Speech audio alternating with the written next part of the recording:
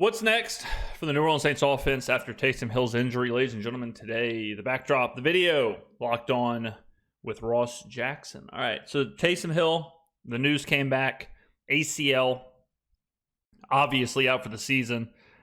Huge loss. I mean, no doubt about that. But it's also one of those things where just Taysom Hill, as a player and as a Saint, a lot of people's favorite player, a lot of people's favorite Saint, has been an absolute stalwart of this offense. He's been very exciting, whether it was when Sean Payton was here and Taysom was trying to flourish as a quarterback, or whenever he turned into more of this power running back, Tim Tebow style hybrid player that we saw, or even a couple weeks ago when he shines and has a bunch of touchdowns and looks like the best running back in the NFL. So just an amazing player, hell of a player. You wonder if 34 years old, ACL late into the season, which means he probably won't be available. ACL is usually like a year long, 10 months, something like that, which puts him obviously missing the end of this year, but also missing a majority of next year. You hate to see it. Just brutal.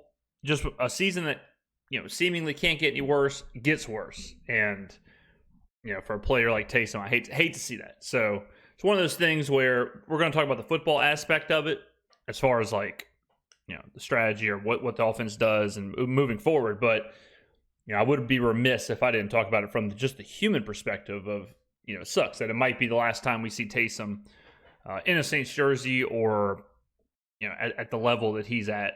So obviously, heart breaks for him.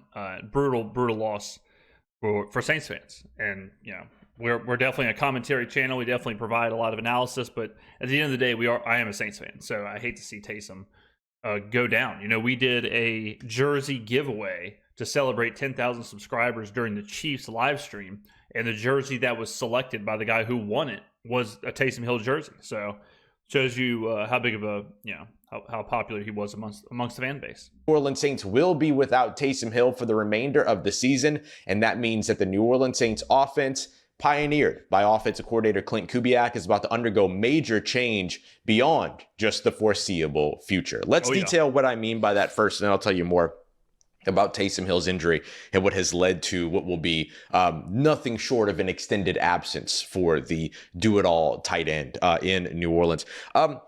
Without Taysom Hill, the New Orleans Saints have not been a successful team on the offensive side at the same rate. They have found success in certain circumstances without Taysom Hill. But this season, it seems that when Taysom Hill is on the field versus when Taysom Hill is not on the field, that this team looks very different. Taysom Hill plays obviously a huge role, playing a bunch of different roles across all their different plays and play calls and all these other things. And so, yeah, I mean, Taysom is our best option in those short down, in that short yardage kind of world, the 4th and 1, 3rd and 2, 3rd and 1, 4th and inches. Doesn't get any better. Maybe across the NFL, you could argue maybe Derrick Henry or somebody like that, but Taysom Hill is insane in those situations. But because of our lack of options and lack of playmakers, Taysom has also become arguably our best tight end. He's our best option at fullback. Like he is the best option, or the most efficient option, or whatever, at a multitude of positions for the Saints.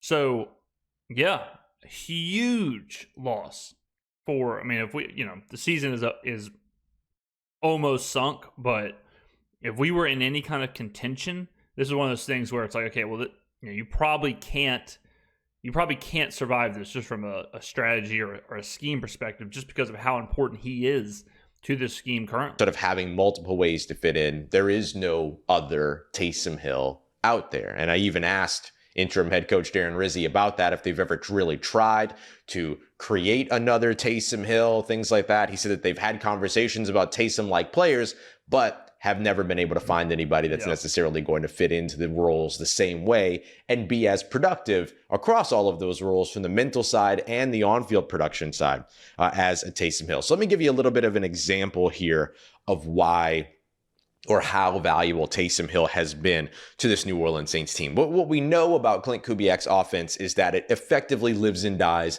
by its run game, the Kubiak offense that we've seen so far in New Orleans. And look, there's time for this to fix if he continues to get more opportunities beyond 2024. But this is just part of being a new offensive coordinator, and he still very much is a new-ish offensive coordinator in the NFL. What we know about the offense is that they don't really have a counterpunch. If the run game doesn't work, then the rest of the offense also struggles. Now, that's not entirely different than anything across the NFL, but usually you'll find teams that are still able to put up productive passing numbers even without a successful run game, especially. Yeah, very similar. I mean, that's across this style of offense. You know, I mean, you look at San Francisco. The worst thing San Francisco can do is let Brock Purdy just drop back and throw it 60 times. Like that's the worst version of this offense. The worst version is abandon the run, or the run isn't available and you're forced to just turn into something you don't want to be, which is just an air raid type offense. In today's NFL, just look at Monday Night Football this past week if you need an example of that. So let's take a look at the numbers behind with and without Taysom Hill. And I just want to use really one metric for this because I think it's a metric that kind of all encompasses everything, and it's EPA, expected points added. This effectively measures EPA, always EPA, a solid metric to start.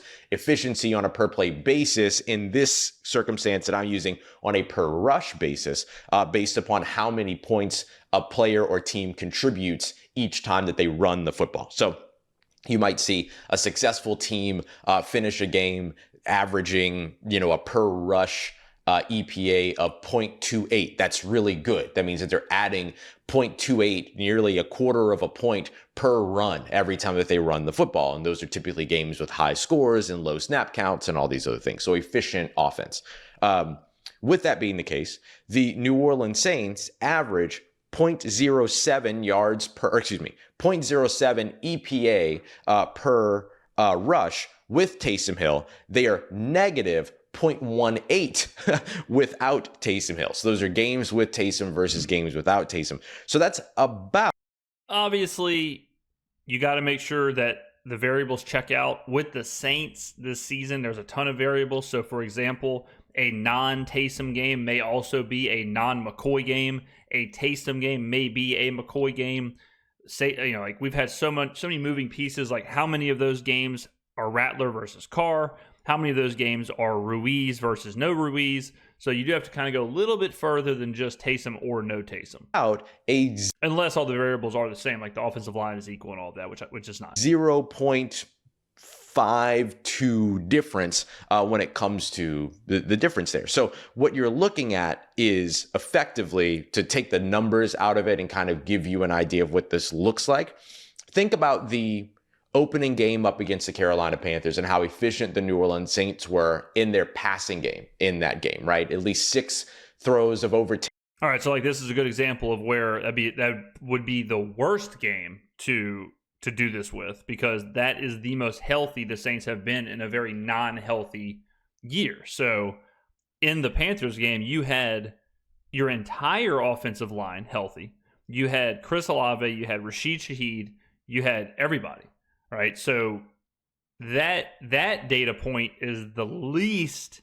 That data point and the Cowboys data point are the two least consistent with the rest of the season. 10 yards. You had the huge completion, 70-plus yard day for receiving day for Rashid Shaheed. Derek Carr completed 82% of his passes, threw 3 touchdowns. That was a very efficient day from an EPA standpoint when it comes to the passing game. Now imagine twice the amount of success in that passing game, and that is the difference between your run game with Taysom Hill and without Taysom Hill. Just to kind of give you like a little bit of a barometer, an easier way to think about it than the numbers and everything like that, especially with all the decimals and all that crap. So you're looking at a massive drop-off in efficiency, a massive drop-off in scoring potential with and without Taysom Hill in your run game. Just to give you a little bit more here, Taysom Hill currently ranks number 7 in the NFL when it comes to EPA as a whole in the run game. In terms of the amount of expected points that he has added in the run game, he has added more than Saquon Barkley, over with the Philadelphia Eagles. He has added more than Derrick Henry from an efficiency standpoint with the Baltimore Ravens. So that gives you another good barometer of what the Saints just lost. Now, well, again, sample size plays a big role in that. That's just looking at the run game. Think about the fact that he also is your personal punt protector. He is also a returner for you. He's also out there covering punts, covering kicks. He's also out there blocking, trying to rush the kicker to block kicks, block punts, things like that. He also contributes as a tight end, as a blocker on the offensive side, as a passer on the offensive side, and as a receiver on the offensive side. This last game against the Los Angeles Rams, before he ended up having to leave the game with the knee injury, 21 snaps at either slot or wide receiver, or combined at slot or in wide receiver. I mean, Taysom is the cheat code. I mean, even just like roster building, like the fact that you can have one player that equals like 5 different positions and you don't have to fill those positions because Taysom is, like that alone is like a big help just with the roster you're taking on game day. He is a huge hit to the infrastructure of what this team wants to do or what this team does. The problem is moving forward, like the problem is you really can't go get a Taysom Hill. Like if Ryan Ramczyk retires, it's like, okay, we have to go get a tackle. Like, all right, we have to go get a 1-for-1 type player.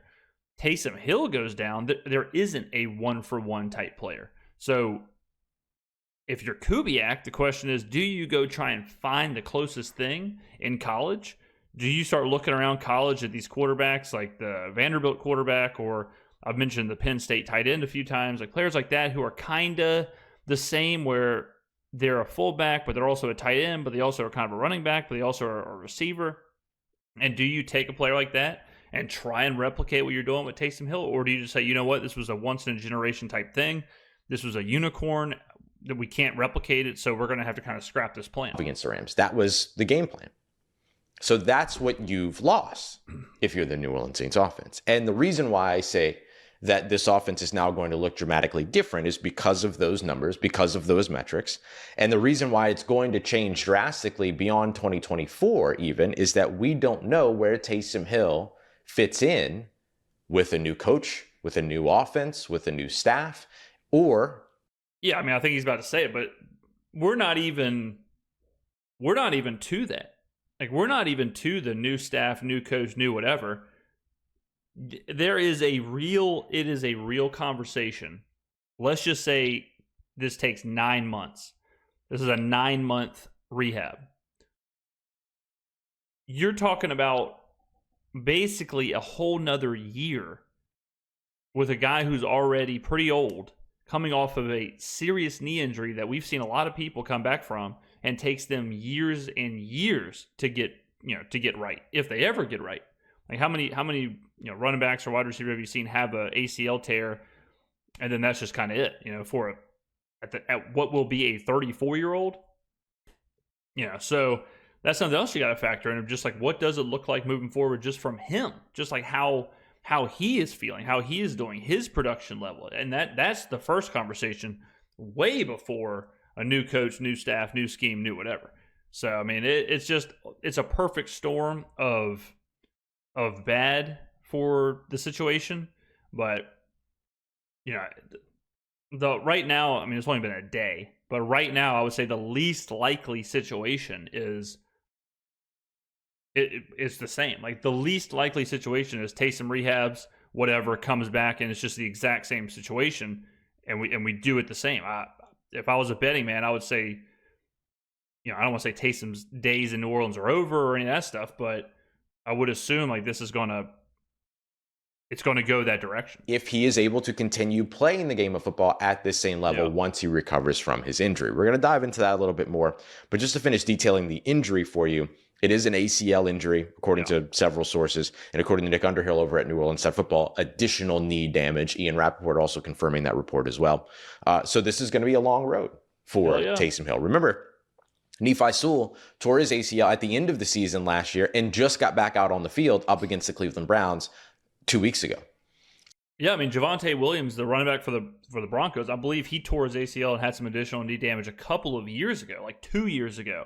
And I have heard on broadcast and from Broncos beat reporters that he's still missing a step, or he still is trying to get back to where he was before the knee injury. So, I mean, it's one of those things where, and the worst time for it to happen is late in the season because it costs you virtually another season. If it happens in week 1, you're probably ready by the start of next season. But if it happens in week 15, all of a sudden, like, you're busting your ass to try and be back for week 12 of next season. And that's probably a pipe dream. So now you're looking at, and that's a very young player that's not yet in his 30s. You're looking at a Taysom Hill who has had several knee injuries throughout his career, going to be 35 by the time that next season begins, and now is likely to miss the majority of the 2025 season because of the timing of this injury here as well. At least that's what we can anticipate at this time. And I'm pretty sure his deal, I know we covered this a couple weeks ago, but I'm pretty sure his deal was going to be restructured next year, or restructured for next year, and then that would be it. I think it naturally expires in going into the 2026 season. So if that's the case, like, if he's missing next season anyways, and then the deal naturally expires, or if you restructure it in a certain way, I would, even that kind of points to, okay, well, this is probably over. So with all that being the case, the New Orleans Saints will see some drastic changes in 2024 when it comes to the loss of Taysom Hill for their offense, but those changes are likely to bleed into their future as well. Let's detail that as we continue on with today's episode of Locked On Saints. What life after Taysom Hill looks like. And they've got 2 roads to go when it comes to figuring that out. One road is that they need to figure out if they can develop another Taysom Hill. The other road, and if I'm being honest, the more likely road, is how do you continue to build an offense without a Taysom Hill-like figure being a part of it? For this season, obviously, it's no Taysom. What do you do now? Moving forward, you don't have a player currently to develop into a new Taysom Hill. So, like I said earlier in the video, you have to make that decision of, okay, do we want this? Like, do we want this player? Do we want this to be part of the offense? Or was it just kind of a one-time thing? If you want it to be part of the offense, then you go, you probably remove some of the like special team stuff and you focus on, we need a guy who can be a fullback, a tight end. You take away the quarterback stuff, like just who can do that? Like, start there. And if you want to use a draft pick later on in the draft on someone like that, okay. But I wouldn't even really focus on that part because like you don't even know who the staff will be. If Kubiak and all of them come back, if it's Rizzi and Kubiak, I would think they probably do want someone like that, and they probably will spend a draft pick on a player like that. If it's Vrabel and Kubiak's gone and that whole group is gone, I would assume they're just going to scrap the idea. Just be real for a second. The New Orleans Saints are the only team in the NFL since he entered the league 7 years ago, that has been able to develop a Taysom Hill. In fact, the New Orleans Saints are the only team to do both. Develop a Taysom Hill and fail at developing another Taysom Hill. We all remember the Tommy Stevens fiasco years and years ago, where the New Orleans Saints wanted to go after the quarterback because they believed they could turn him into a Taysom Hill-like figure. Tight end, thrower of the football, all these other things. The Carolina Panthers also wanted him. The Saints were going to sign him as an undrafted free agent. The Panthers, though, were kind of getting the better side of that deal, it sounded like, with those conversations. And so Sean Payton did a very Sean Payton thing, and he talked the team into trading a next year pick to get back into that draft after otherwise effectively trading entirely out of that draft and selecting Tommy Stevens. And then that went absolutely nowhere. He ended up on the practice squad, ended up being cut, ended up with the Carolina Panthers anyway, and the Panthers still couldn't develop him into being anything more than that. We see now the Panthers kind of doing something similar, or having tried something similar in the past with Felipe Franks, but that effectively looks more like the Florida quarterback not becoming a Taysom Hill-like figure, but instead just converting the tight end more of a Tim Tebow then. See, I think the part of the Taysom thing that you got to forget is the quarterback part. That was a very Sean Payton thing. I think now, like, Taysom doesn't really throw the football. He probably shouldn't throw the football. So you're looking for less of this like quarterback hybrid and more of the fullback tight end hybrid. So that's really kind of what you're trying to replicate. You're not really trying to replicate. I understand Taysom runs the ball out of the shotgun, but if you could find something that kind of fits the mold for fullback and tight end, you would go with that. Like a Kyle Juszczyk or whatever. You would go with that type of player. You wouldn't force the quarterback side of things, because the quarterback side of things was a very Sean Payton. We haven't really seen that in years. Taysom Hill. So that's it.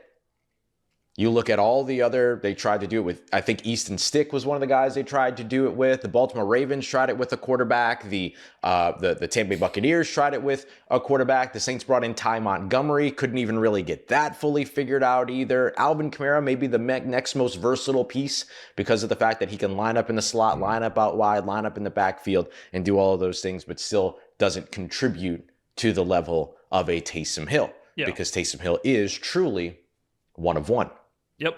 So the popular thing is now the Saints have to go to the draft, or they have to go to Dallin Holker, somebody like that, somebody that I've described as Taysom Hill-like himself, minus the throwing portion of the conversation in terms of what I know and don't know. I mean, Dallin Hooker, like,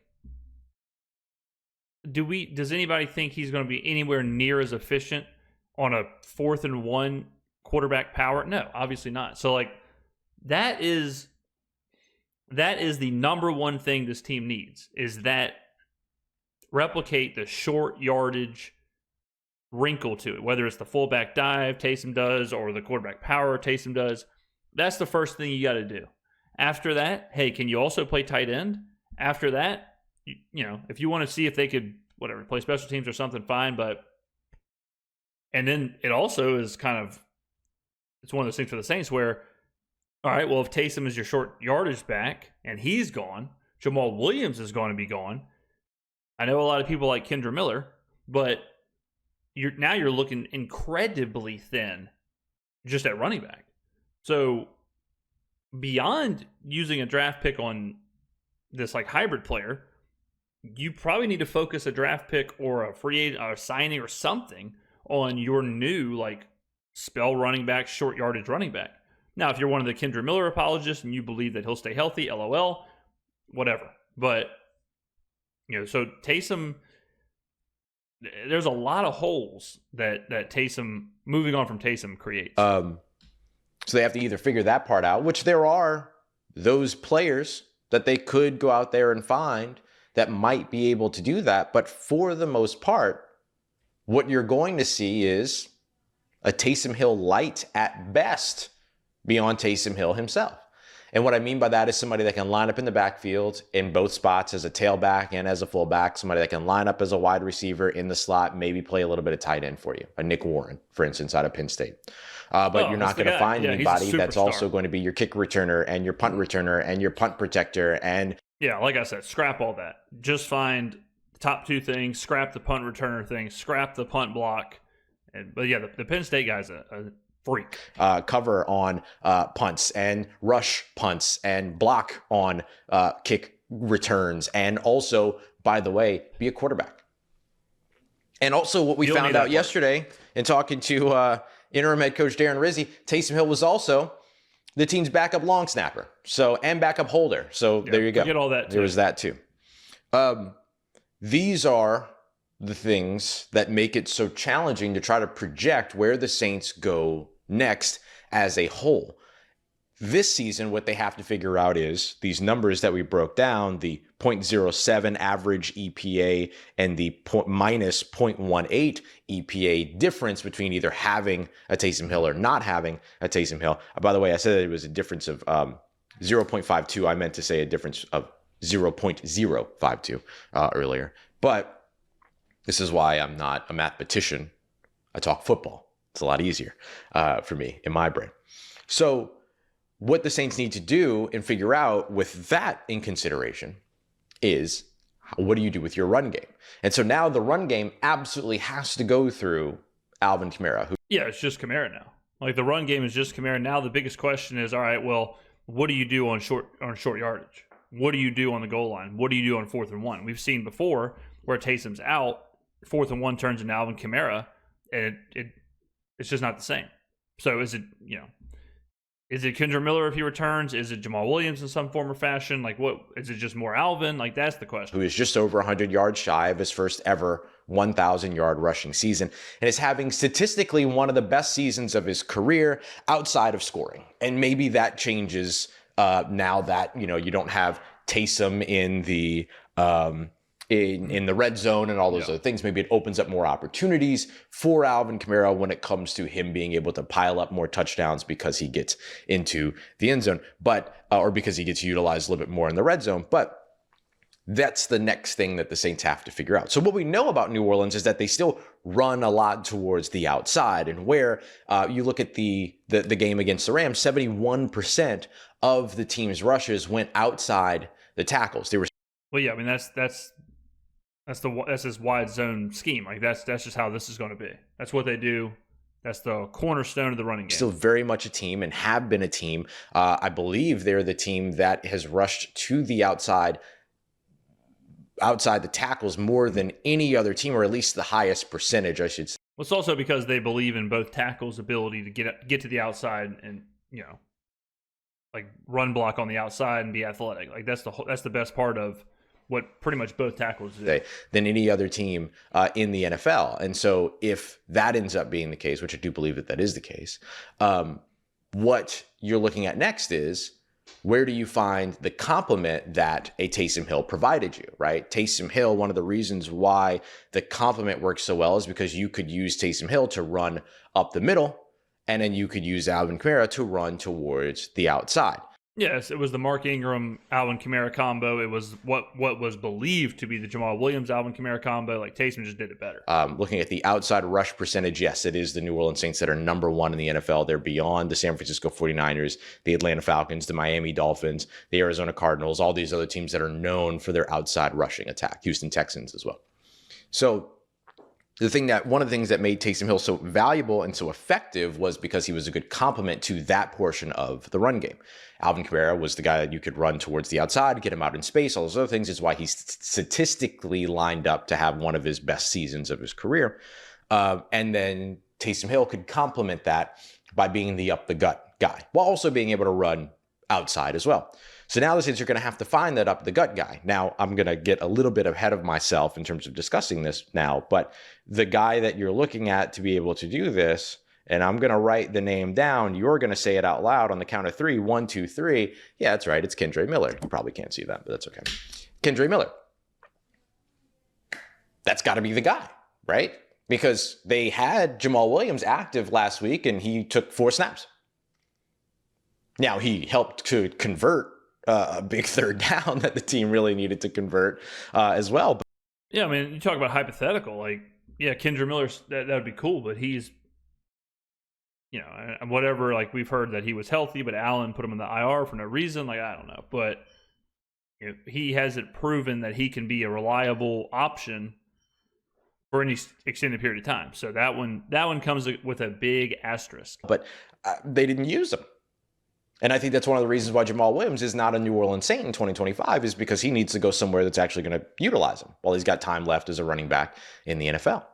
And so Kendre Miller has to be that guy. And we've discussed sort of the second IR stint and all the confusion and frustration that was around that. That wasn't necessarily geared at Kendre Miller. It was kind of geared more towards Dennis Allen. So We'll see where things go in terms of their ability to do that. But it sounds like Kendre Miller has a fully clean slate, when before it was clear that there was a lot of frustration around Kendre Miller. So now with his clean slate, it's an opportunity to be able to come in and not be the guy that tries to take Alvin Kamara's job, like Kendre Miller once said once he was drafted, and we love the confidence, but instead be the complementary piece that helps to keep the balance in the New World. But he's not even really that kind of running back either. Like, he's more of the Alvin Kamara style running back than he is the Jamal Williams or Taysom Hill. So even that is kind of fitting a round peg in a square hole. Saints run game. That's what the run game is going to have to do here in 2024. Going into 2025, however, it's going to be a lot of decisions that are going to be very, very tough to make, that aren't really able to be projected at this time, because there's going to be probably... Yeah, you don't know the staff. Like, it wholly depends on the staff and the scheme and the system and all that. New head coach. Yeah. Probably a new offensive coordinator, an offensive archetype, probably new position coaches, things like that. Those changes are going to dictate what the Taysom Hill role looks like moving forward, and what Taysom Hill's future with the New Orleans Saints looks like moving forward as well, outside of the things that they can't control, which of course comes down to this very injury. All right, coming up next. All right, yeah, I mean, it's brutal. It's sad to think about possibly the end of an absolute unicorn and, a very fun player and a fan favorite and all that. A lot of question marks for the rest of the regular season. Yeah, you got to find your short yardage back, but beyond that, it's a whole bunch of Alvin Kamara. Moving forward, you got to wait and see who the staff will be or what the scheme will be, and then you can kind of deduce after that. But let me know in the comments below what you think. Thoughts and prayers for Taysom. Hate to see it. One of the best Saints ever. One of my my favorite Saints ever. So there you go, ladies and gentlemen. Get on down in the comments below. Thank you for watching, and I will see you in the next video.